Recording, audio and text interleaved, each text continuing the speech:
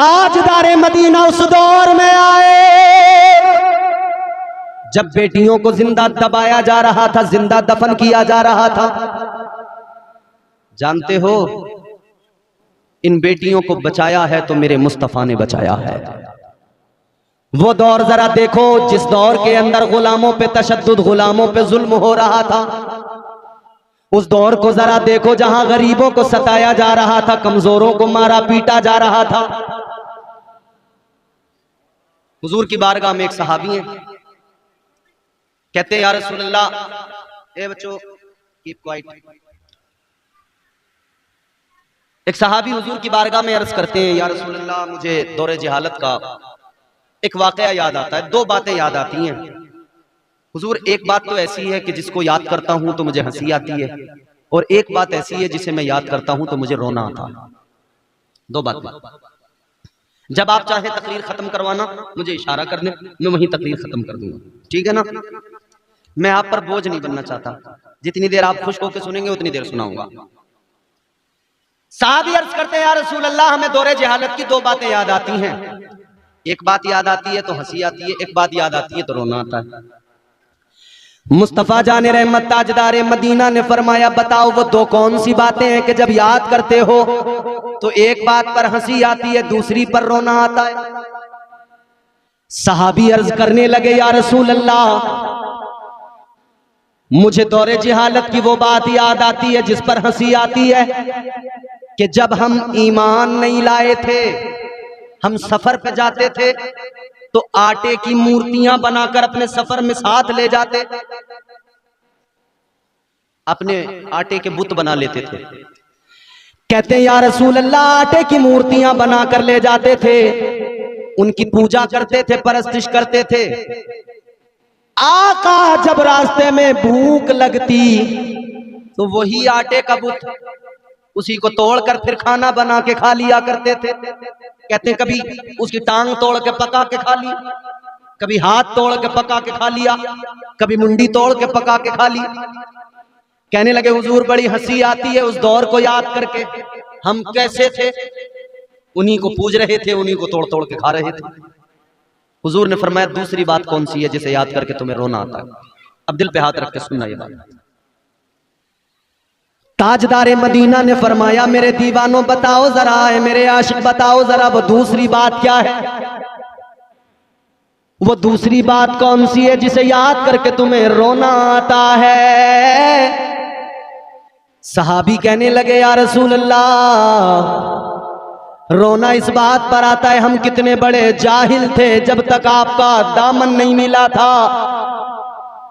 या रसूल अल्लाह, हम अपनी बेटियों को अपने हाथों से जिंदा दबा दिया करते थे, दरगोर कर दिया करते थे। आका, उस बात को याद करके बड़ा रोना आता है। कहते हुजूर, हम कैसे जालिम थे, अपनी बेटियों को दबा दिया करते थे। मक्के की तारीख का एक वाकया, एक शख्स के घर में बेटी पैदा हुई, और बेटी पैदा होने से पहले ही जब वो हामिला थी औरत, तो उसका शौहर किसी सफर पे गया बाहर। सफर पे जाते हुए अपनी बीवी को कहकर गया, सुन, अपनी बीवी को बताकर गया, अगर बेटा पैदा हो तो रखना, परवरिश करना, और अगर बेटी पैदा हो जाए तो उसको जिंदा दबा देना, दफन कर देना। अपनी बीवी को बताकर गया, अगर बेटा हो तो परवरिश करना, बेटी पैदा हो जाए तो जिंदा दफन करा देना। मैं सफर पे जा रहा हूं, न मालूम कब आया, चला गया। इसके जाने के बाद में इसके घर में बच्चे की विलादत हुई, पैदा होने वाला बच्चा लड़का नहीं लड़की, बेटी पैदा हो गई। माँ तो माँ होती है, माँ की ममता, माँ का प्यार अलग। माँ बर्दाश्त नहीं करती है औलाद का गम। माँ ने गवारा न किया, माँ की ममता ने गवारा न किया कि बेटी को जिंदा दबा दिया जाए। माँ ने बेटी को पालना शुरू किया, परवरिश करने लगी, सोचने लगी जब मेरा शोहर आएगा, जब तक मेरी बच्ची जरा बड़ी हो जाएगी, शोहर आएगा तो मैं अपने शोहर को समझा लूंगी, मना लूंगी। अल्लाह अकबर कबीरा, गौर फरमाइए। ये सोचने लगी शोहर आएगा, मना लूंगी, समझा लूंगी, जब तक बेटी भी जरा बड़ी हो जाएगी, हो सकता है जब मेरी बच्ची अपने बाप को देखकर बाबा बाबा कहे, अपने नन्हे नन्हे लबों से बाबा कहे, हो सकता है उसके दिल में इसकी मोहब्बत जाग जाए और ये उसको जिंदा न दबाए। अल्लाह अल्लाह, माँ तो माँ होती है, माँ की ममता तो माँ की ममता। कहने वाले ने कहा बुलंदियों का बड़े से बड़ा निशान छुआ, बुलंदियों का बड़े से बड़ा निशान छुआ, उठाया गोद में माँ ने तब आसमान छुआ।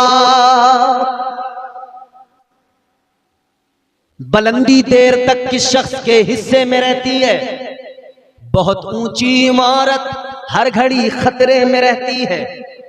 ये ऐसा कर्ज है जो मैं अदा कर ही नहीं सकता, मैं जब तक घर न लौटूं मेरी माँ सजदे में रहती है। माँ की ममता की कद्र, माँ की कद्र वो जानते हैं जिनकी माएं दुनिया में नहीं हैं। ये बूढ़े लोग भी ना, जिनकी दाढ़ियां सफेद हो गई, आज भी अपनी माओं को याद करते हैं। माएं याद आ जाती हैं, बचपन याद आ जाता है आज भी।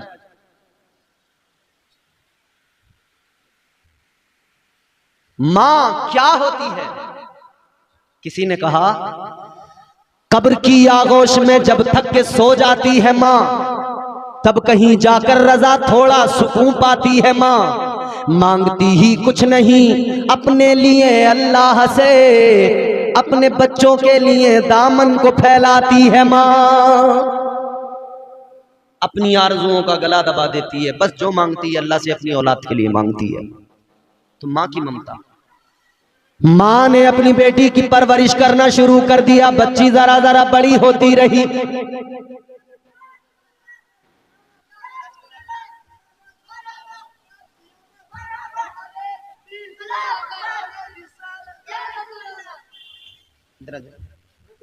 आइए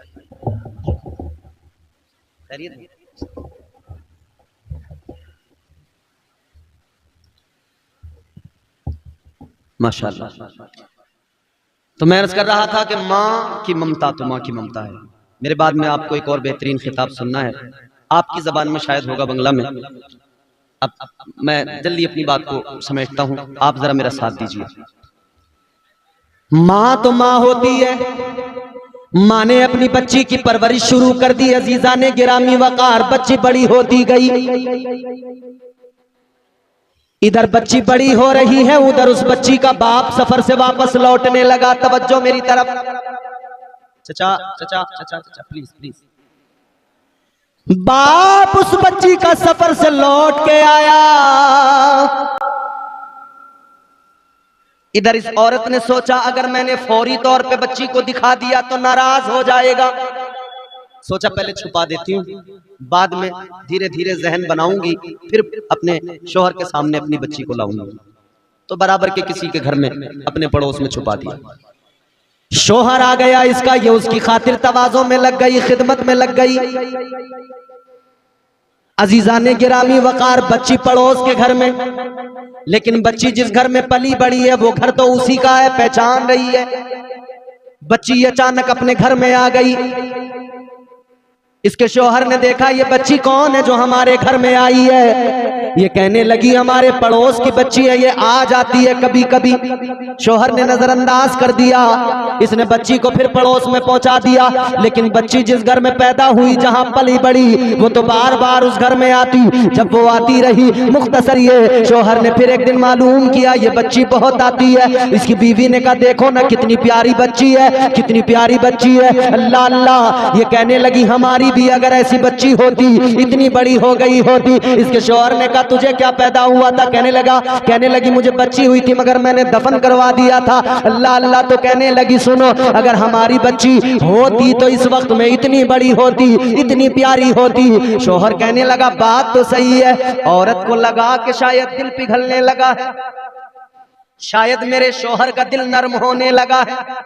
धीरे धीरे धीरे धीरे ये बच्ची को उसके सामने लाती रही। इसे लगा कि शायद मेरा शोहर अब नर्म हो गया, अब इसका दिल नर्म हो गया। फिर इसने एक दिन राज से पर्दा उठाया, राज खोल दिया।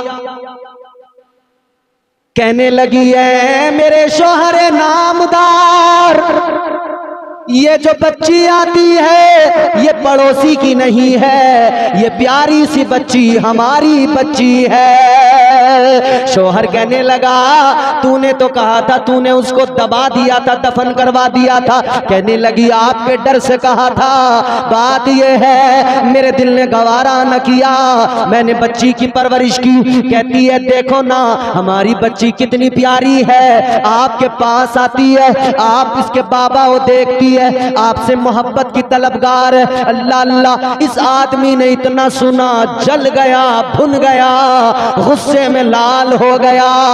कहने लगा तूने मेरे हुक्म की नाफरमानी की, तूने मेरे हुक्म अधूली की है। सुन ले, तूने बच्ची को दफन नहीं किया था, मगर मैं इसे नहीं रखूंगा अपने घर में, इसे दबाऊंगा, क्योंकि ये मेरे लिए जिल्लत का बाइस है, ये मेरी रुसवाई का बाइस है। माँ ने इतना सुना, माँ का कलेजा फट गया। माँ रो के कहने लगी ऐसा न करो, खुदा के लिए अपने इरादे से बाज आ जाओ, ये मेरी प्यारी बच्ची है, मैंने इसको अपना खूने जिगर दूध की शक्ल में पिलाया है, 9 महीने तक मैंने इसको शिकम में रखा है, तकलीफें उठाई है। कहती है माँ सुनो, अगर सजा देना है मुझे दे दो, मेरी बच्ची को छोड़ दो। माँ रोई, गिड़गिड़ाई, कहती है खुदा के लिए मेरी बच्ची को छोड़ दो, मैंने इसे 9 माह तक अपने शिकम में रखा है, इसकी विलादत के वक्त में मैंने बड़ी तकलीफें सही हैं, बड़े दर्द उठाए हैं, तब जाके ये दुनिया में आई, फिर मैंने इसकी परवरिश बड़े नाजो नाम से की है। ताजदार मदीना के गुलामों, आखिरी बात है, तवज्जो से सुन लो, दिल तड़प जाता है उस तारीख को पढ़कर। कितने जालिम लोग थे ना। आज लोगों मैं आपसे मालूम करूं, यकीनन ये सच्ची बात है, बेटे से भी प्यार होता है, मगर बेटी से बाप को बहुत ज्यादा मोहब्बत होती है, और बेटी अपने बाप से बहुत ज्यादा मोहब्बत करती है। बाप का इंतकाल हो जाता है, बेटे तो बंटवारे में लग जाते हैं, जमीन की जायदाद के बंटवारे के लिए कैलकुलेटर लेके बैठ जाते हैं, प्रॉपर्टी बांटने लग जाते हैं, मगर ये बेटियां होती हैं सब छोड़ छाड़ के भागी चली आती है। इन्हें बाप की जायदाद से मतलब नहीं होता, बाप की प्रॉपर्टी से मतलब नहीं होता, बस इन्हें बाप से मोहब्बत होती है। एक शख्स का इंतकाल हुआ, उसका जनाजा तैयार रखा हुआ है, इमाम साहब आ गए जनाजा पढ़ाने के लिए, लोग सारे खड़े हो गए, सफे बना ली गई, नमाज जनाजा की तैयारी है, सब तैयार है।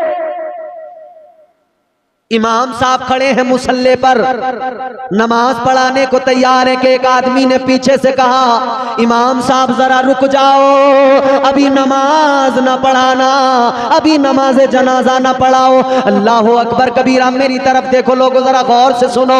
एक आदमी खड़ा हो के बोला अभी नमाज जनाजा मत पढ़ाओ का क्यों?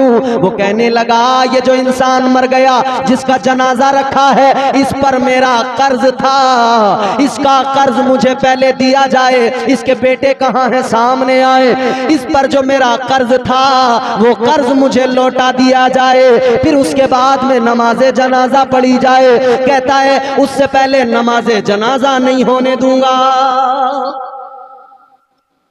लोग हैरान हो गए, भाई ये क्या अजीब मामला हुआ, इसने जनाजे को रोक दिया, का नमाजे जनाजा भी नहीं होगी।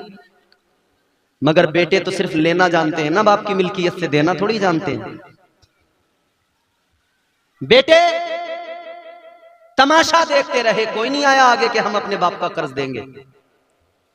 आज भी अगर कोई आदमी मर जाता है ना और उस पर कर्ज होता है, उसकी औलादें नहीं देती, कहती हैं अब्बा गए तो उनके साथ गया कर्जा, है कि नहीं? कहते जी हम पे थोड़ी है तुम्हारा कर्जा, हमारे अब्बा पे था, अब्बा मर गए, बात खत्म हो गई। इस्लाम कहता नहीं, अगर किसी पे कर्ज था और वो मर गया तो उसकी औलाद उस कर्ज को दे। अगर उसकी औलाद नहीं दे रही है तो उसकी प्रॉपर्टी उससे दिया जाए। अगर औलाद नहीं है, प्रॉपर्टी नहीं है, तो उसके खानदान परिवार वाले दें। ऐसा नहीं है कि मर गए तो कहानी खत्म, किसी का भी लाखों मार मूर के कर्ज दबा के मर गए। अच्छा, एक बड़े मजे की बात बताता हूं मैं आपको। लोग कहते हैं आजकल दुनिया जो है ना, पैसे को सब कुछ समझे हुए है। बस जिधर से भी आ जाए, माले हराम, हराम हलाल की तमीज खत्म हो गई, फर्क खत्म हो गया, आ जाए बस, ऐसा भी हो। प्रॉपर्टियां मार ली, लोगों की जायदादें मार ली, कर्ज लेके दबा लिए, किसी पर भी जुल्म, ये सब कुछ चल रहा है। फ्रॉड बड़े बड़े, स्कैम बड़े बड़े हो रहे हैं। मजे की बात यह है, आदमी हराम खाते हुए जरा सा नहीं झिझकता। जुमला सुनना मेरा, पहुंचेगा जहां तक पहुंचना है। आदमी हराम खाते हुए उसे शर्म भी नहीं आती, झिझकता भी नहीं, मगर मुस्तफा के मीलाद का लंगर खाने में उस पर बड़ी मुसीबत पड़ जाती है। हराम तो बड़े मजे से खा रहा है, मुस्तफा के मीलाद का लंगर नहीं खाऊंगा। ओए, जिसको खा के तू पाक होगा उसको खा, और जिसे खा के तू बर्बाद अपनी दुनिया और आखिरत कर रहा है उसे खाना छोड़ दे। जनाजा तैयार, इसने कहा जनाजा उस वक्त तक नहीं पढ़ाया जाएगा जब तक मेरा कर्ज अदा नहीं कर दिया जाए। कोई बेटा सामने नहीं आ रहा, बेटे छुप गए, कर्ज की बात है, लौटाना पड़ेगा। मेरे मुस्तफा जाने रहमत के प्यारे दीवानों, गौर करो, बेटे जब नहीं आए, उधर जनाजा रखे रखे वक्त हो गया। घर पे भी खबर किसी ने पहुंचा दी, जनाजा अभी तक रखा है, जनाजा नहीं पढ़ाया गया।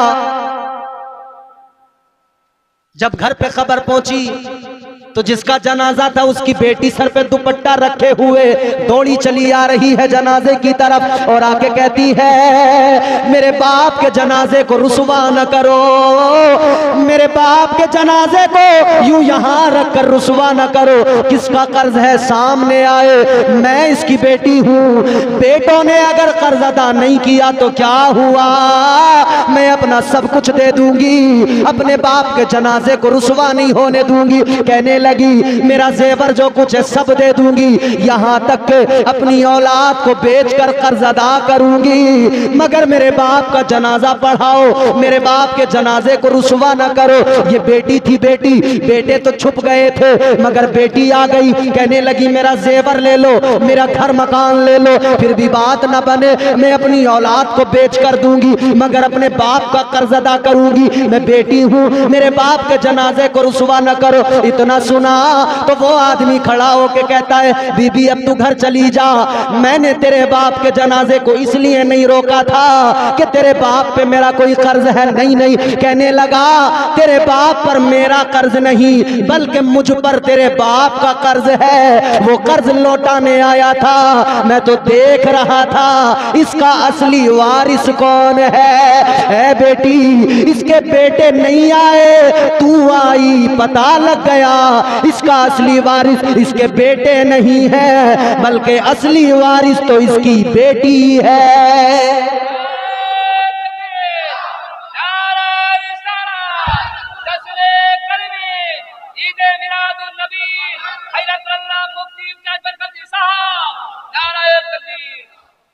ये बेटी होती है, बेटी। आज लोग बेटी को बोझ समझ रहे हैं। बेटी पैदा हुई तो खुश नहीं हो रहे, बेटा हुआ तो बड़े खुश हैं, डीजे बजा रहे हैं। अरे बेटी अल्लाह की रहमत है, बेटी की विलादत पर खुश हुआ करो। और बेटी की जब शादी कर दी जाए ना तो उसके लिए हमेशा दरवाजे खुले रखो, दिल कुशादा रखो। ये नहीं कि बीवी ने कहा कि हम तो इन्हीं का भरना भरते रहेंगे, इन्हीं को देते रहेंगे, कब तक देंगे। बीवी की बातों में ना आना, बहनों के साथ कभी बेवफाई न करना, इनके लिए दरवाजे खुले रखना, बेटियों के लिए दरवाजे हमेशा खुले रखना।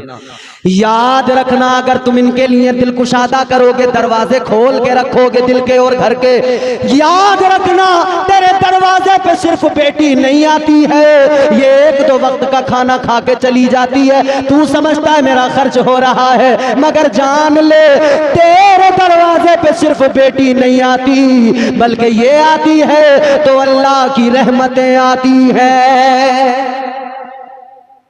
और एक नुस्खा बता दूं कामयाबी का, अगर काम नहीं चल रहा हो, कारोबार नहीं चल रहा हो, घर में तंगदस्ती परेशानी सताती हो, घर में अगर कोई मसला दरपेश आ गया हो, परेशानी हो, रिस्क में बरकत नहीं हो रही हो, तो पता है काम किया करना, क्या काम करना? अपनी बहन को घर बुलाना, उसके बच्चों को बुलाना, अपनी बेटी को बुलाना, उसके बच्चों को बुलाना, उनकी दावत करना, उन्हें खिलाना, उनको खूब अच्छे से प्यार करना। इधर तू बेटी को खिलाएगा, इधर तू बहन को खिलाएगा, उसकी दावत करेगा। जान ले जिस मदीने वाले आका ने इन बेटियों को, बहनों को इज्जत दी है, तू इसको खिलाएगा, वो मदीने वाला नबी राजी हो जाएगा, और नबी राजी हो गए तो खुदा राजी हो जाएगा। याद रख ले तेरी तंगदस्ती दूर हो जाएगी। बेटियों को बोझ न समझना। बाप कहता है नहीं छोड़ूंगा, जिंदा दफन करूंगा, मां रो के बोली ना ना खुदा के लिए ऐसा न करना, मेरी बेटी को जिंदा न दबाना, खुदा के लिए मेरी बेटी को न करना ऐसा। मगर वो नहीं माना, क्योंकि अरब की जिहालत उसके दिलो दिमाग पर गालिब। अरब का दस्तूर तो यही था, जिहालत के जमाने में यही तो होता था, लोग अपनी बेटियों को जिंदा दफन कर दिया करते थे। ये जालिम बाप बेटी का हाथ पकड़ के लेके चला, मां आगे आ गई, मां बोली नहीं नहीं ले जाने दूंगी, बोला मुझे जाने दे, मां बोली नहीं ले जाने दूंगी। इसने, इसके ऊपर वो जुल्म सवार था, वो जिहालत सवार थी, इसने बीवी को भी धक्का मार के पीछे ढकेल दिया। बेटी का हाथ पकड़ के लेके चला, पहुंच गया रेगिस्तान, पहुंच गया मक्के के बाहर, पहुंच गया उस जगह जहां बच्चियों को दफनाया जाता था। इसने रेत हटाई, गड्ढा खोदा, मिट्टी निकाली, वो बच्ची देख रही है, बाप धूप में मेहनत कर रहा है, गड्ढा खोद रहा है। बच्ची ने बाप के माथे पे पसीना देखा, बेटी तो बड़ा प्यार करती है ना बाप से। अल्लाह अकबर कबीरा, बेटी ने बाप के माथे पे पसीना देखा, दिल तड़प जाता है इस तारीख को पढ़कर। बेटी ने बाप के माथे पे पसीना देखा तो आगे आ गई, आके बोली अब्बा, ए मेरे बाबा आप जरा इधर आइए। अपने छोटे से आंचल से बाप के माथे का पसीना साफ करके बोली बाबा आप जरा सा आराम कर लीजिए, लाइए मैं ये गड़ा तैयार करती हूँ, शायद आपको कोई काम होगा, उसे तो पता भी नहीं ये मेरा बाप मुझे दबाने के लिए ये गड़ा बना रहा है। अल्लाह अकबर। वो बच्ची अपने नन्हे नन्हे हाथों से रेत हटाने लगी, खुद अपने हाथों से अपनी कब्र बना रही है। अल्लाह अल्लाह, इस बच्ची ने रेत हटाई, बाप ने रेत हटाई, कहती है बाबा क्या करोगे, हाय हाय बाबा क्या करोगे। अभी वो बच्ची पूछ ही रही थी कि इस जालिम बाप ने उस बच्ची का हाथ पकड़ के खींच के उस गड्ढे के अंदर डाल दिया और ऊपर से रेत डालने लगा। बच्ची रो के बोली बाबा मेरे बाबा मुझे न दबाओ, ऐ मेरे बाबा मुझे इस रेत के नीचे न दबाओ, मुझे जिंदा दफन न करो बाबा। आप अगर मुझसे नाराज हो तो मैं आपको मना लूंगी, आपसे कभी कुछ नहीं मांगूंगी, आपसे कोई जिद नहीं करूंगी, कोई फरमाइश नहीं करूंगी। बेटी रो के कहती है बाबा मुझे न दफनाओ, बाबा मुझे रेत में न दबाओ, दबाओ। बाबा अगर आप कहोगे तो कभी आपके सामने नहीं आऊंगी। मगर बच्ची की बातों का इस जालिम के दिल पे कोई असर नहीं हुआ। ये रेत डाले जा रहा है, रेत डाले जा रहा है। अब बच्ची रेत में दब गई, जान गई मरने वाली हूं, जान गई अब मरने वाली हूं, अब नहीं बचूंगी। ऐसे वक्त में इस बच्ची ने हाथ उठाए, दुआ करने लगी अल्लाह की बारगाह में। कहती है मौला ए रब्बे जुल जलाल, बाप बेटी का नहीं है, बाप ही अपने हाथ से बेटी को मार रहा है। ए मौला करम फरमा दे, किसी ऐसे को भेज दे जो इन बेटियों को बचाए। ये दुआ इस मरने वाली बेटी की अल्लाह की बारगाह में कबूल हो गई। अल्लाह ताला ने इस दुआ को कबूल फरमाया और 12 रबीउल अव्वल को सारी बेटियों को बचाने के लिए आमिना के लाल को भेज दिया। पैकरे दिलरुबा बन के आया, रूहे अर्जो समा बन के आया, सब रसूले खुदा बन के आए, वो हबीबे खुदा बन के आया। सैयदा आमिना का दुलारा और हलीमा की आंखों का तारा, वो शिकस्ता दिलों का सहारा, बेबसों की दुआ बन के आया। बादशाहों ने की है गुलामी, ताजदारों ने दी है सलामी, बेमिसाल उनका नामे गिरामी, मुस्तफा मुजतबा बन के आया। दस्ते कुदरत ने ऐसा सजाया, हुस्न तख्लीक को रश्क आया, जिसका रुतबा किसी ने न पाया, वो खुदा की रजा बन के आया। परवरदिगारे आलम ने क्या कुछ अता नहीं फरमाया। मगर एक बात सुनो प्यारे, ये चीजें अल्लाह ने हमें भी अता फरमाई, यानी मुसलमानों को भी अता फरमाई, गैर मुस्लिमों को भी अता फरमाई। 2 आंखें सबकी, 2 कान सबके, 2 पैर सबके, 2 हाथ सबके, कॉमन है। जितने किस्म की सब्जियां तुम खाते हो उतने किस्म की सब्जियां सबके लिए अवेलेबल, सबके लिए मौजूद, सब खा सकते हैं। मगर मेरे प्यारे गौर करो, नबी के उम्मती होने की हैसियत से अल्लाह ताला ने आपको और मुझे वो क्या दिया जो औरों के पास नहीं। अब जरा तवज्जो करो, अल्लाह ताला ने ये सब चीजें सबको दी, मगर आपको और मुझे जो अल्लाह ने दीन अता फरमाया, इस्लाम दिया मुस्तफा के सदके, ये पाकीज़ा मजहब है, ये फकत मुसलमानों के पास है। सुभान अल्लाह, सुभान अल्लाह। नारे तकबीर, नारे तकबीर, नारे रिसालत। उलमाए अहले सुन्नत, फैजान औलिया किराम, हजरत अल्लामा मौलाना इम्तियाज बरकाती साहिब क़िबला, नारे तकबीर, नारे रिसालत। अब बात अगर मेरी आप समझ रहे हैं तो जरा सा सफर कीजिए मेरे साथ, मेरी तमहीद से जुड़िए, मेरे उन्वान तक पहुंच जाएंगे। अल्लाह ताला ने दीन दिया इस्लाम। कौन सा दीन? जोर से बोलो। अच्छा एक बात बड़ी माजरत के साथ, पैर फैला के ना बैठ, ये हुजूर की महफिल है और अल्लाह के वली का आस्ताना, महफिल के अदब के खिलाफ है। अगर कोई परेशानी हो तो मुझे बताओ, जलसे के बाद में तुम्हारे पैर दबा के जाऊंगा, समझ रहे हो? बाद में मुझसे आप सर्विस ले लेना ये वाली, मगर अभी जरा सा सुन लो मुझे। जोर से बोलो सुभान अल्लाह। अल्लाह ने दीन दिया कौन सा? जोर से बोलो इस्लाम। कुरान मजीद में अल्लाह ने फरमाया, इन्नद्दीन इंदल्लाहिल इस्लाम। सुभान अल्लाह, सुभान अल्लाह। परवरदिगारे आलम का कुरान कहता है, बेशक अल्लाह के यहाँ अगर कोई दीन है तो वो फकत इस्लाम है, रब का चुना हुआ, रब का पसंद किया हुआ, रब का अता किया हुआ। यानी अल्लाह ने बंदों को खुद से अता किया, खुद पसंद करके दिया, खुद से चुन के दिया। मतलब ये कि ये तोहफा है परवरदिगार का, बड़ा कीमती है, बड़ा अनमोल है। कितना अनमोल है, अल्लाह ने मजहब दिया, अनमोल दिया।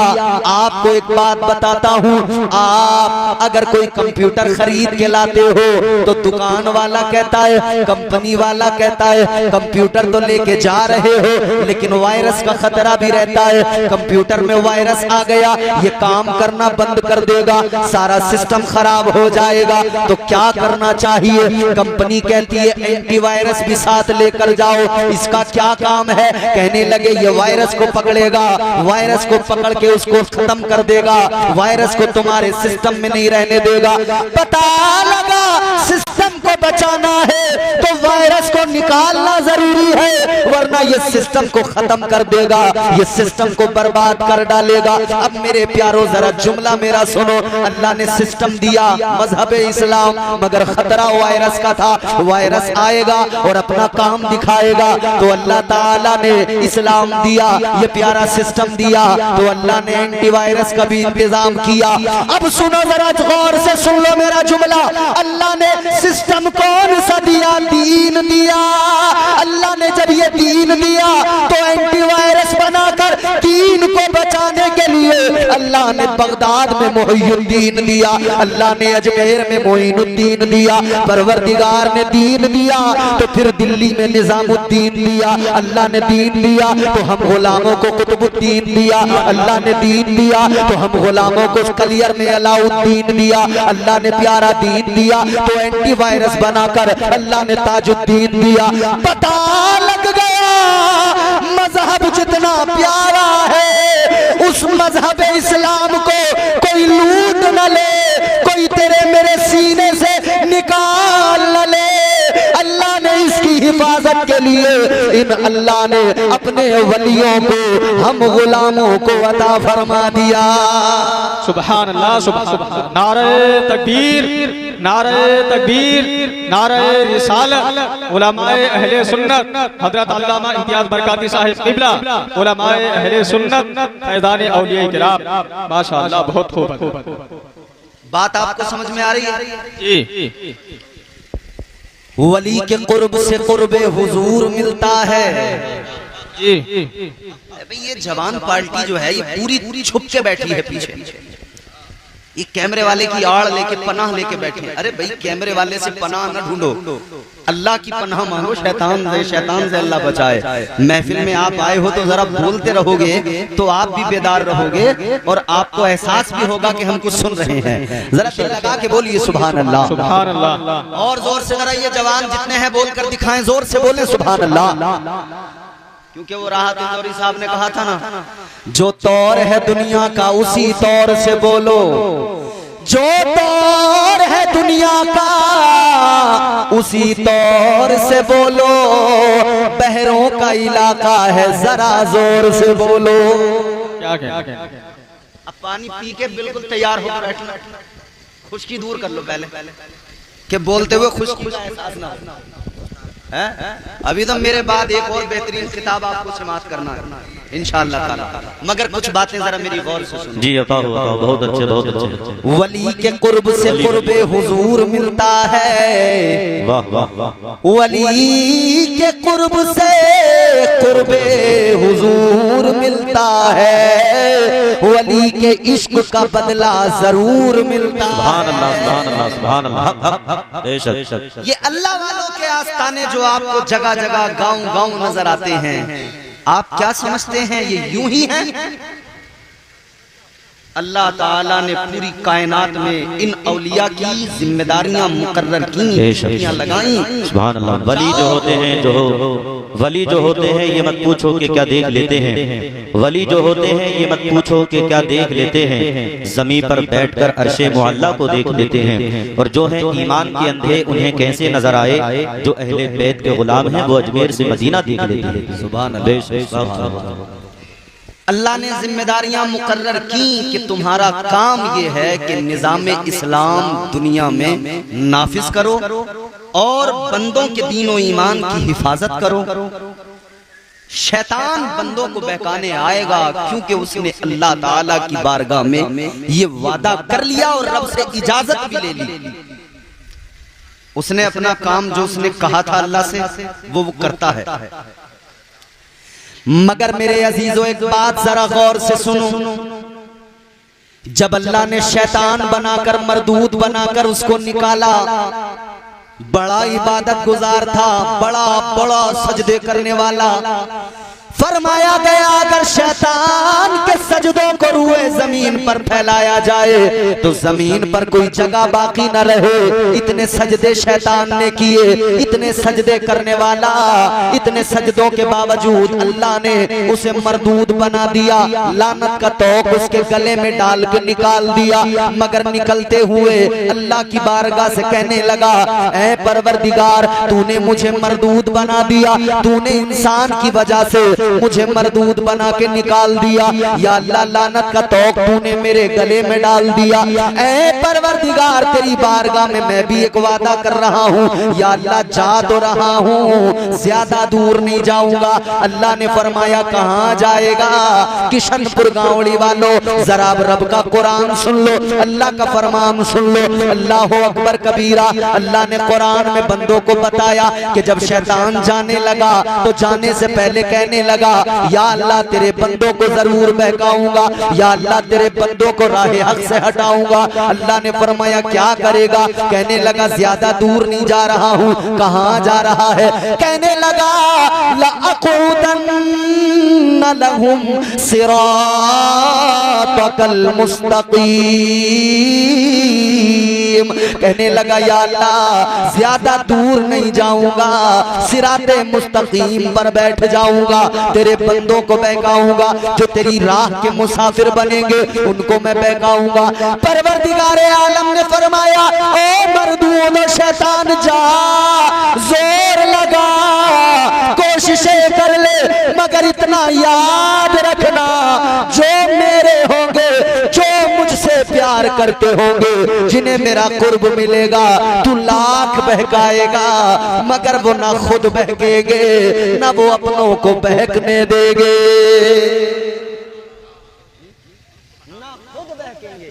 ना वो अपनों को बहकने देंगे। क्या किया अल्लाह वालों ने? शैतान बहकाने आता रहा, अल्लाह वाले ना खुद बहके ना अपनों को बहकने दिया। शैतान आया था बहकाने के लिए ताजदारे बगदाद को, पीराने पीर, रोशन ज़मीर, दस्तगीर हजरत सैयदना शेख अब्दुल कादिर जीलानी, बड़े पीर जिनकी 11वीं किया करते हो, हर महीने 11वीं, साल में एक मर्तबा बड़ी 11वीं करते हो। शैतान उनको बहकाने के लिए आ गया। कैसे आया? एक बादल का खूबसूरत टुकड़ा बन के आया। सरकार गौसे आजम नमाज पढ़ रहे हैं, इबादत। सरकार गौसे आजम नमाज में मसरूफ है, इबादत में मसरूफ है, अल्लाह अल्लाह में मसरूफ है। शैतान बादल का टुकड़ा बन के आया, आकर कहने लगा ए अब्दुल कादिर, मैं तुम्हारा खुदा हूं, मैं तुम्हारा रब हूं, मैं तुमसे राजी हो गया, तुम्हारी इबादत से राजी हो गया। शैतान कहने लगा अब्दुल कादिर मैं तुम्हारी इबादत से राजी हो गया, अब मैंने तुम पर नमाज मुआफ कर दी। अच्छा भैया एक बात बताओ, हमारे जैसा कोई होता और ये इंसिडेंट हो जाता, जहां नियत में था ना वहीं से नियत तोड़ देता, कहता मुझ पे अब माफ हो गई, है ना? बोले अरे अल्लाह की आवाज आई, खुद अल्लाह ने कहा मुझसे।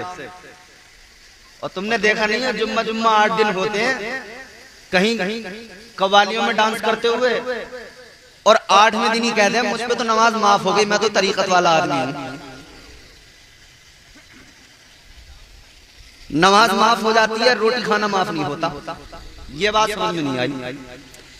बोले इश्क की नमाज पढ़ता हूं तो हमने कहा इश्क की रोटी भी खा लिया कर। गेहूं गेहूं खाता भाई, इश्क की रोटी खा। अरे बोले मौलाना इश्क की कौन सी रोटी, गेहूं की तो खाऊंगा, चावल की तो खाऊंगा। हमने कहा इश्क की रोटी वो है कि बंदा उसे मुंह के जरिए हल्क से नहीं उतारता, वो खुद ब खुद हासिल होती है और तकवीयत मिलती चली जाती है। तो बोले ये कौन सी है कि खुद ब खुद हासिल हो और तकवीयत मिल जाए। हमने कहा एक बात बताओ, अगर तुम 2 रोज खाना न खाओ तो क्या होगा। बोले कमजोर हो जाएंगे, गिर पड़ेंगे। अच्छा 3 दिन न खाओ तो क्या होगा। बोले तीसरे दिन तो तबीयत खराब हो जाएगी। अच्छा 4-5 दिन, 1 हफ्ता नहीं खाओ तो क्या होगा। बोले अस्पताल में पड़े मिलेंगे। हमने कहा कहाँ गई तुम्हारी अकीदत, कहाँ गई तुम्हारी तरीकत।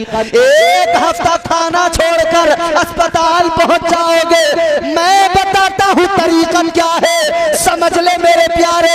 एक गूलर के दरख्त के नीचे खड़े होकर 12 साल तक ना खाना, फिर भी खड़े रहना, इबादत करते रहना, रब को राजी करते रहना, इसको तरीकत कहते हैं। और ये अल्लाह वालों ने करके दिखाया, जिसने करके दिखाया उसी को साबिर अलाउद्दीन कहते हैं। सुभान अल्लाह, सुभान अल्लाह। बहुत बहुत बेशक ये है तरीकत, ये है तरीकत।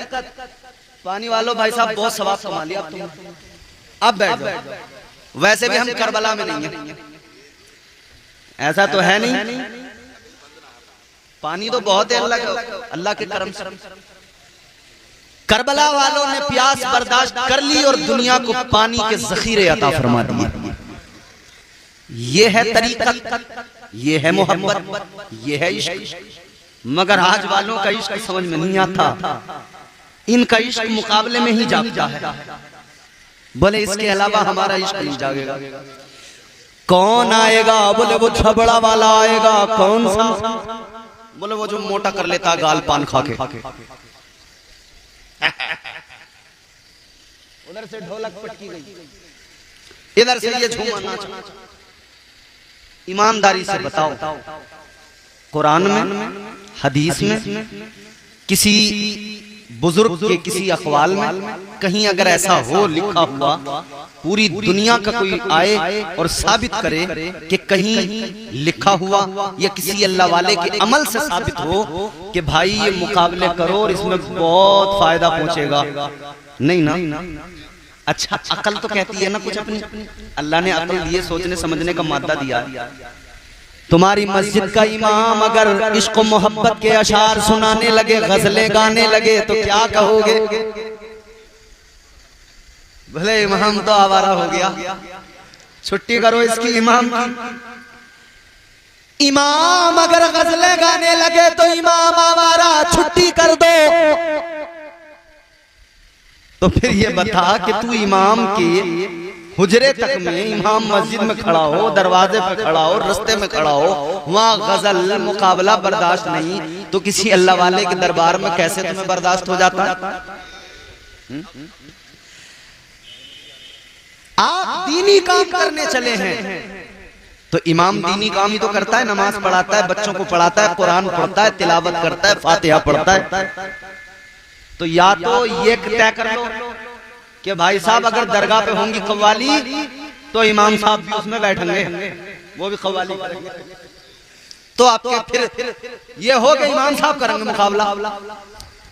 और जब ये गवारा नहीं, मतलब तुम जानते हो कि ये गलत है, मतलब समझते हो कि ये गलत है, अकल फैसला देती है ये गलत है, तो फिर इसका मतलब ये हुआ कि ये जो कुछ भी होता है शैतान की इत्तिबा में होता है। ये जो कुछ होता है शैतान को राजी करने के लिए होता है। अब मेरी गुफ्तगू का लुब्बे लुबाब सुनो और मेरे उन्वान को समझने की कोशिश करो। मैंने कहा था अल्लाह वालों को अल्लाह ताला ने भेजा है, एंटीवायरस बना के भेजा है, मगर इस एंटीवायरस का असर तुझ पे क्यों नहीं होता? तू अल्लाह वाले के मजार की कमेटी में तो शामिल हो गया, मगर तेरा दिल फिर भी मुकाबले में लगा रहा, तेरा दिल फिर भी उसी वायरस को पसंद कर रहा है, तू उसी वायरस का शिकार हो गया। मतलब ये कि न तुझे अल्लाह वाले से मोहब्बत है, न तुझे दीन इस्लाम से कोई मोहब्बत है। नारे तकबीर, नारे रिसालत, मसलके आला हजरत, उलमाए अहले सुन्नत, उर्से ख्वाजा हाजी शरीफ, नारे तकबीर, नारे रिसालत, सुभान अल्लाह। अच्छा, साबिर पाक ने तो गूलड़ के पेड़ के नीचे खड़े होकर सबको खिलाया। जी बेशक तो भाई खिलाया कि नहीं? और खुद नहीं खाया। मगर आज का जाहिल अकीदत रखने वाला ये अकीदत का आयन भी नहीं समझता अभी। वो गूलड़ के नीचे खड़े होकर मखलूक को खिलाते थे, अल्लाह अल्लाह करते थे, और तू क्या करता है? अल्लाह ने अच्छा भला मर्द बनाया, मगर ये ठुमका लगा के कहता है नाचूंगी गूलड़ तले, नाचूंगी गूलड़ तले। अच्छा क्यों नाचेगी भाई? ये तो बता नाचेगी क्यों? इस नाचने का फायदा बता। क्या साबिर पाक ने तुझे कोई ख्वाब में आकर बता दिया कि गूलड़ के तले आके नाच? मगर वो जो झगड़ा है उसने बता दिया, बोले नाच। एक बात बताऊं तुम्हें मैं, जिनसे तुम मुकाबले दरगाहों पे करा रहे हो ना, तुम YouTube पे देख लो, यही लोग दरगाह पे मुकाबला भी करेंगे, दरगाह पे कव्वाली भी पढ़ेंगे, ये बहुत बड़े अहले बैत के आशिक भी बनकर दिखाएंगे, मगर फिर इन्हें देखो इनके प्रोग्राम मिलेंगे, कीर्तन भजन भी करते हुए मिलेंगे। तो प्रोफेशनल है भाई, इन्हें मतलब नहीं। तुम्हारी अकीदत के साथ खिलवाड़ हो रहा है, मजाक हो रहा है। तुमने ढोलक की जैसे धमक सुनी, तुमने कहा नाचूंगी गूलड़ तले। अरे भैया तू गूलड़ तले नाच या पीपल तले नाच या नीम तले नाच, कहीं भी नाच ले, तेरे नाचने से न रब राजी होगा, न रब का रसूल राजी होगा, न साबिर पाक राजी होंगे, न कोई अल्लाह का वली राजी होगा। होगा क्या इस नाचने से? फरिश्ते तैयार कर रहे होंगे तेरे लिए इंतजाम। आजा बेटे कब्र में हम नचाएंगे तुझे। फरिश्ते उधर तैयार बैठे, गूलड़ तले तू नाच, मिट्टी तले हम नचाएंगे, तू नाच। उधर जितना नाचेगा उससे कहीं ज्यादा इधर नचाएंगे, और उधर जहन्नम के फरिश्ते भी तैयार हैं कि आजा इधर हम तुझे नचाएंगे, इतना नचाएंगे, इतना नचाएंगे कि याद रखेगा। तू नाच, इतना नाच। बदलो तर्ज जिंदगानी को बदलो मेरे भाइयों। अल्लाह वालों के आस्ताने नाच गाने के लिए नहीं होते, किस लिए होते हैं? अल्लाह वालों के आस्ताने नाच गाने के लिए नहीं होते, किस लिए होते हैं? इनकी जिंदगियां देखो, जानो इन्होंने किया क्या। रात रात भर जाग कर इन्होंने कयाम किए, सजदे किए, अल्लाह को राजी किया है। ये नाचे नहीं, इन्होंने अल्लाह को, अपने रब को राजी किया, परवरदिगार को राजी किया। कैसे राजी किया है चलो मैं बताता हूँ। अगर दिल चाहता है सुनने का तो जोर से बोल दो सुभान अल्लाह। एक अल्लाह वाले का नाम मैं आपको बताता हूँ, बहुत अजीम मर्तबा, बड़े पाए के बुजुर्ग, नाम है हजरते बायजीद बुस्तामी रहमतुल्लाह अलैह। बड़े पाए के बुजुर्ग हैं। क्या किया उन्होंने, क्या जिंदगी थी उनकी। इतने बड़े अल्लाह वाले गुलाम खरीद कर लाए बाजार से, घर लेकर आ गए, कहने लगे तुम्हारा नाम क्या है? गुलाम बोला हुजूर मेरा नाम असलम है। क्या नाम है? असलम। इस नाम को याद रखना, गांव में होंगे कोई ना कोई असलम नाम की। आपने फरमाया क्या नाम है? बोले असलम। अच्छा ठीक है। गुलाम कहने लगा हुजूर मुझे मेरा काम बता दीजिए। फरमाने लगे तेरा काम ज्यादा नहीं है। का कितना है? का बस इतना काम है, फज्र में जब मैं उठूंगा तो तू मुझे पानी लेकर आना, नमाज के लिए वुजू करा देना, बस इतना काम है, और कोई काम नहीं, बस पानी ला के देना, वुजू करा देना। यहाँ अल्लाह वालों को देखो कि वो अपने अगर कोई खादिम भी रखते तो इसलिए कि भैया नमाज की तैयारी में जरा मेरे साथ लग जा, वुजू करवा दे, मुसल्ला बिछा दे। और यहाँ के शान अरब साहब मौलाना वाजिद साहब हजरत, ये फर्जी जाहिल पीर ये अपने अगर खादिम रखते हैं ना तो वुजू का पानी मंगाने के लिए नहीं रखते ये। जी जी जी ये तो चिलम भरवाने के लिए रखते हैं।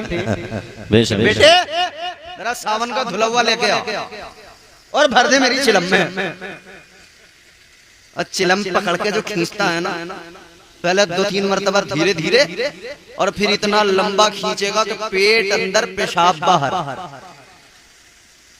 और वो जो जाहिल होते हैं ना चारों तरफ, वो देख के कहते हैं अरे बाबा ने आज जो कश लगाया है ना चिलम में, जो धुआं उड़ाया है, बोले अब देखो अब बाबा ने धुआं उड़ा दिया, अब करामत होगी। करामत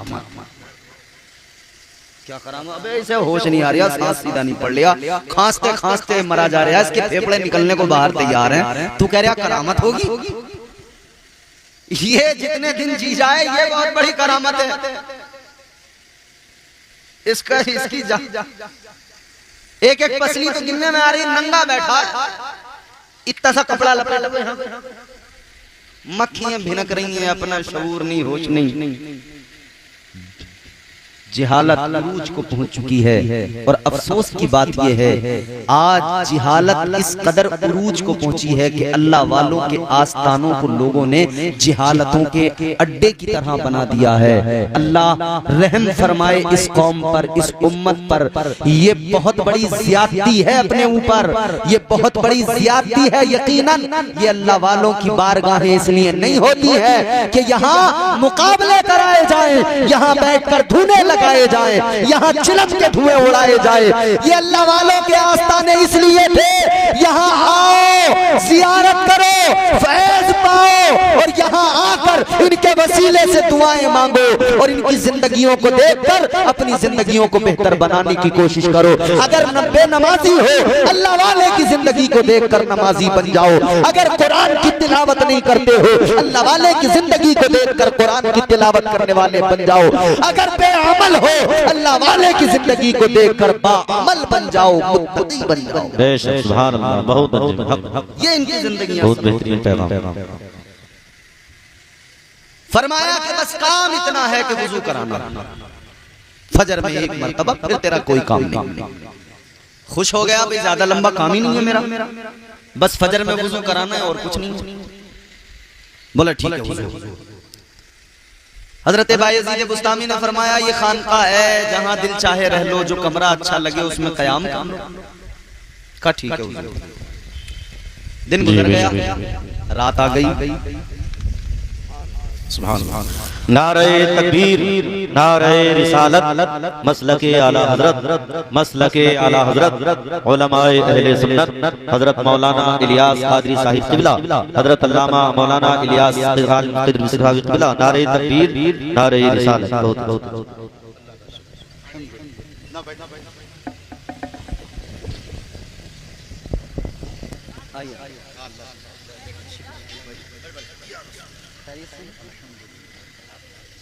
बैठे आप लोग, बैठे। अरे बैठ जाओ भाई, बैठ लो। खड़े मत हो, आगे जाओ। अरे एक तो आगे जगह खाली है, आगे आ जाओ। एक तो हो ही गिने चुने, उसमें भी चले जाओगे तो यहाँ बचेगा क्या? आ जाओ, करीब आ जाओ, वरना देखो मेरी बात सुन लो, हम तो अपना काम करने आए हैं, तुम सारे भी चले जाओ, हम इसे पंखे को सुनाएंगे तकरीर। तुम सारे चले जाओ, कब्रिस्तान में बैठे हम तो मुर्दों को सुनाएंगे तकरीर, क्योंकि हमारा अकीदा सब जिंदा है। और ये हमारी कौम देखो, हमारी जमात, हमारा कबीला बैठा, तो हम इन्हें सुना देंगे। हालांकि बेचारे ये इतने सुने सुनाए हैं कि ये दुनिया को सुना रहे हैं, मगर आज ये भी सुनने को तैयार है। अगर तुम नहीं सुनोगे तो ये सुन लेंगे। अल्लाह ताला सलामत रखे। कब्रिस्तान में बैठे हो, कब्रिस्तान में बंदे को जरा सा एहसास होना चाहिए, अपनी मौत को भी याद करना चाहिए कि ये आखिरी कयाम गाह। ये तो भागो मत, यहाँ बैठ के जरा फिक्र करो, आना यही है। उधर चाहे जितना बढ़िया मकान बना लिया है, मगर भैया उस मकान को छोड़ के आना यही है, परमानेंट मकान यही है।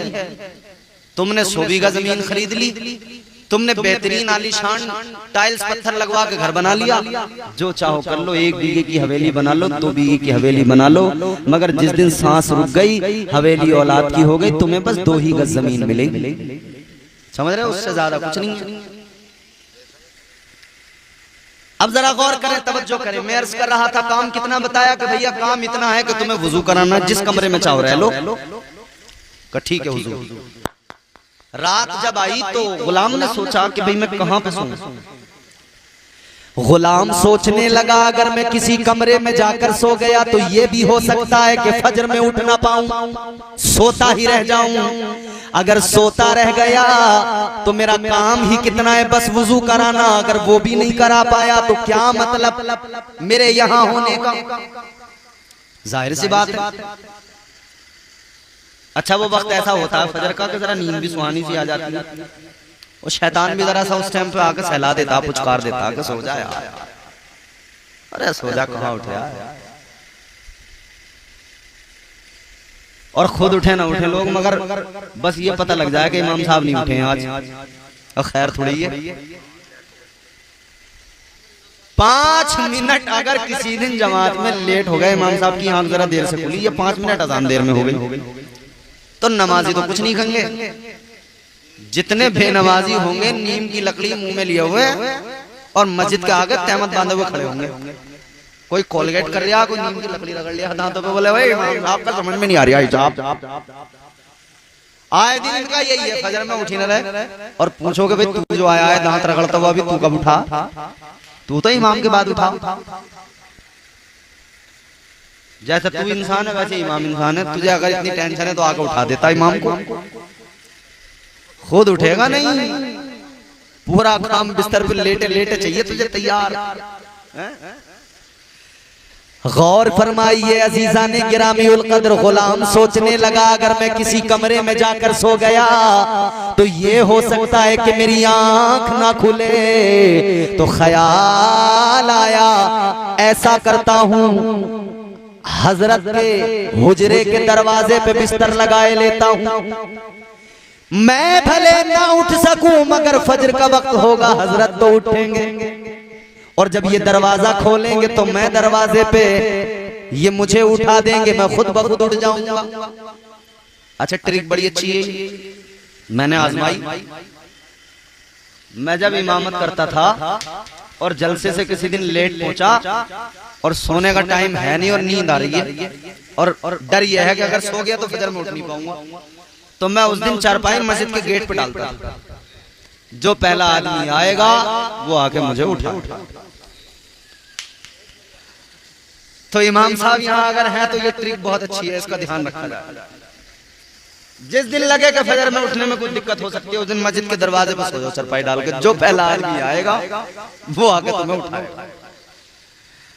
गुलाम ने बिस्तर हजरत के दरवाजे पे लगाया, कहने लगा इधर ही सो जाऊंगा, दरवाजा खुलेगा खुद उठ जाऊंगा। रात आई, हजरत ने ईशा पढ़ ली, दरवाजा बंद कर लिया, इस गुलाम ने दरवाजे पे बिस्तर लगा लिया, ये वहां लेटा, मगर इसके कानों में आवाज आ रही थी, अंदर अल्लाह का वली अल्लाह का जिक्र कर रहा था, अल्लाह अल्लाह की सदाएं बुलंद हो रही थी। ये रात भर वहां बिस्तर पे लेटा रहा, रात भर उन आवाजों को सुनता रहा, सारी रात आवाज आती रही कान में, अल्लाह अल्लाह अल्लाह अल्लाह जिक्र होता रहा। फजर का वक्त आया, दरवाजा खुला, गुलाम उठा, इसने फौरन पानी लिया, हजरत को वुजू कराने लगा। हजरत बायजीद बुस्तामी ने फरमाया कि जरा अपना नाम तो बता दे। कहने लगा हुजूर मेरा नाम, क्या नाम बताया था? मैंने कहा था ना याद रखना इस नाम को, असलम है। नाम तो बता दिया मगर सोचने लगा यार मैंने कल तो नाम बताया ही था। तो फिर ख्याल आया कोई नहीं, एक बारी तो बताया था, होता है आदमी भूल जाता है, चलो आज बता दिया अब याद रहेगा। वुजू करा दिया, फिर ड्यूटी पूरी हो गई, इतना ही काम था। दिन गुजर गया, रात आ गई, फिर दरवाजा ईशा के बाद हजरत के हुजरे का बंद हुआ। गुलाम ने क्या किया, फिर हजरत के दरवाजे पे अपना बिस्तर लगा लिया। अल्लाह वाला इधर अंदर अपने हुजरे में पहुंचा, गुलाम दरवाजे पे सो गया। मगर फिर सारी रात अल्लाह अल्लाह की सदाएं बुलंद होती रही। सारी रात हजरत बायजीद बुस्तामी ने अल्लाह का जिक्र किया। फजर का वक्त हुआ, दरवाजा खुला, गुलाम उठ गया, पानी लिया, फिर से हजरत को वुजू कराया। अल्लाह वाले ने वुजू किया, फिर फरमाया तेरा नाम क्या है? कहने लगा हुजूर मेरा नाम क्या है? असलम। अब सोचने लगा मैंने पहले दिन बता दिया, दूसरे दिन बता दिया, फिर भी याद नहीं हुआ, फिर भूल गए। चलो कोई बात नहीं, तीसरे दिन भी बता दो, कोई मसला नहीं है, शायद अब याद रहे। एक दिन, 2 दिन, 3 दिन, 4 दिन, 5 दिन, 6 दिन, 7 दिन गुजरते गए। ये फजर में वुजू कराता गया। हर दिन अल्लाह वाले ने इससे इसका नाम मालूम किया। बड़ा हैरान। अच्छा ये कोई 5-6 दिन का, 10 दिन का मामला नहीं था, 10-20 दिन का, महीने का भी मामला नहीं था, ये 1 साल का भी मामला नहीं था। तारीख गवाह है इस गुलाम ने हजरत बायजीद बुस्तामी को 40 साल तक वुजू कराया। 40 साल तक इसने वुजू कराया और 40 साल तक हर दिन अल्लाह के वली ने इससे इसका नाम मालूम किया। 40 साल तक लगातार हर दिन इससे इसका नाम मालूम किया। अब ये एक दिन रोने लगा। 40 साल हो गए नाम बताते बताते, आंखों में आंसू आ गए। रोकर कहने लगा ए अल्लाह वाले, मैं बड़ा हैरान हूँ, 40 साल वुजू कराते कराते हो गए, हर दिन नाम बताता हूँ, आप हर दिन मेरा नाम भूल जाते हैं। क्या मामला है, मेरा नाम किस लिए भूल जाते हैं? इसकी आंखों में अल्लाह वाले ने आंसू देखे तो फरमाया गुलाम रोता क्यों है? दिल छोटा न कर, रोने की जरूरत नहीं है। फरमाने लगे तेरी बात तो दूर की हो गई, मैं जब अपने रब का जिक्र करता हूँ रात भर तो तू तो बहुत आगे, बायजीद तो अपने आप को भी भूल जाता है। तुझे कैसे याद रखूं, मैं तो खुद को भी भूल जाता हूं। ये किया अल्लाह वालों ने, सारी दुनिया को भुला दिया, याद रखा तो फकत अल्लाह, सारी दुनिया को भुला दिया। और हम सब याद है। सुबह को खुरपा लेके जाना है, मेड काटनी है, बराबर वाले की थोड़ी थोड़ी छीलेंगे तो अपनी बढ़ेगी। सब याद है।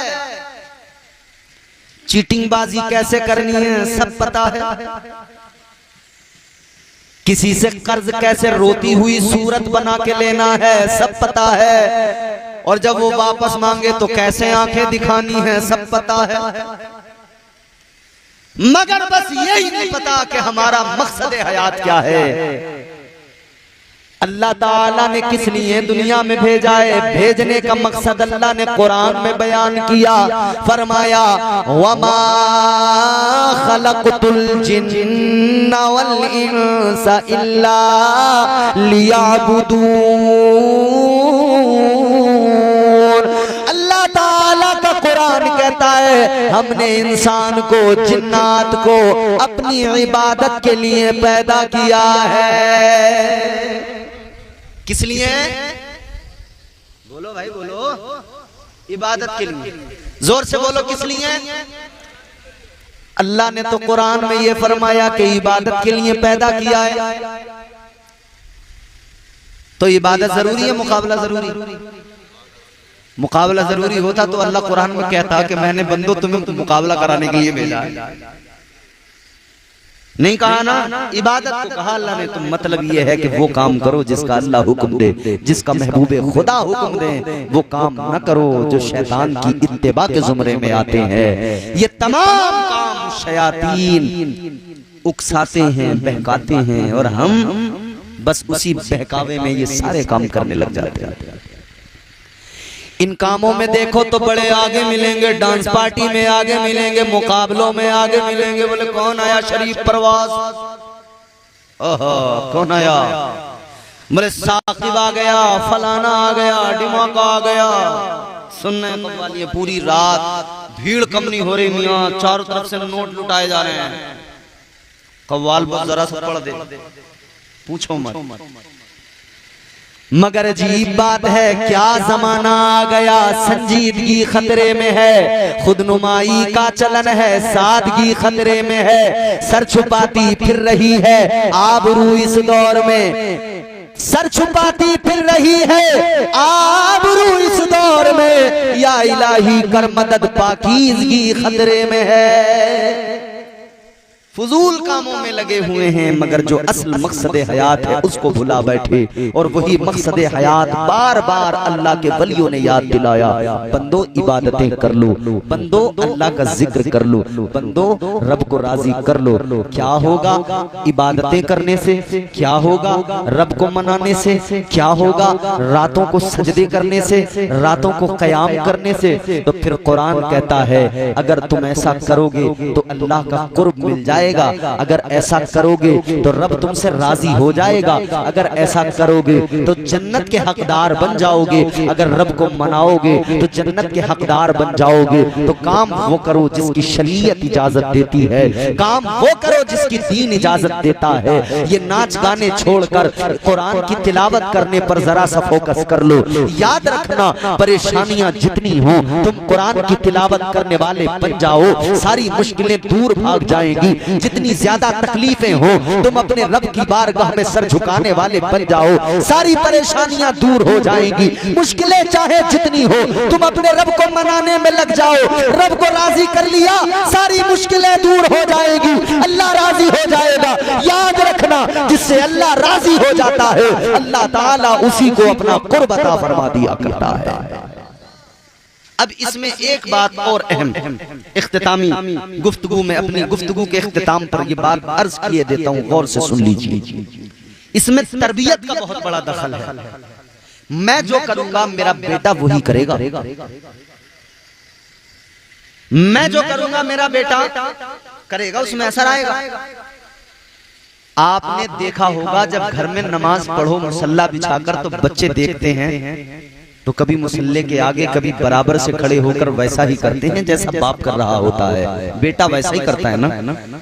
माँ अगर नमाज पढ़ती है तो बेटा देखकर माँ को वैसा ही करने लगता है। क्यों? इसी का नाम तरबियत है। तुम जैसे हो उसका अक्स, उसकी झलक तुम्हारी औलाद में नजर आएगी। अपनी औलाद को अगर बेहतर बनाना है तो पहले खुद को बेहतर बनाओ।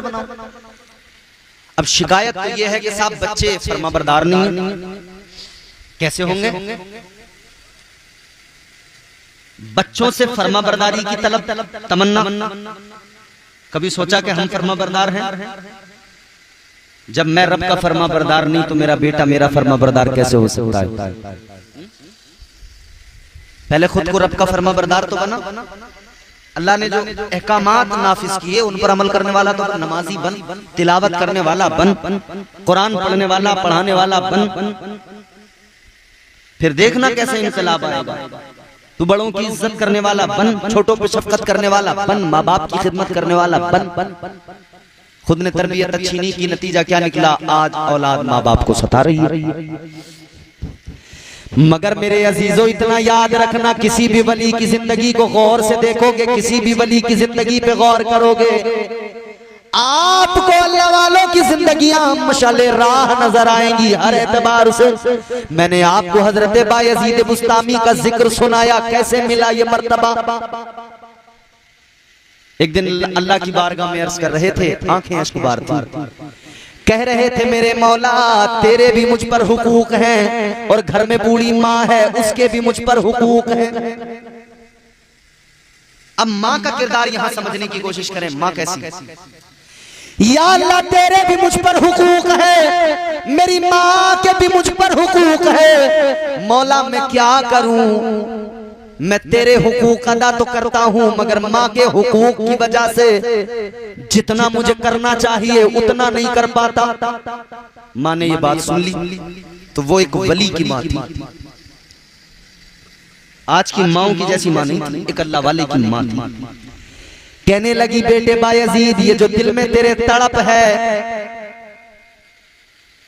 ये जो दिल में तेरे आग लगी है इश्क की, जिस मकाम को तू हासिल करना चाहता है, एक काम कर, निकल जा, चला जा, जा, मैंने अपने हक मुआफ कर दिए, जहां जाना है चला जा, जो करना है कर ले, जो मकाम हासिल करना है कर ले। माँ ने सारे हुकूक मुआफ कर दिए। हजरत बायजीद बुस्तामी कहते हैं, मैं निकल गया घर से।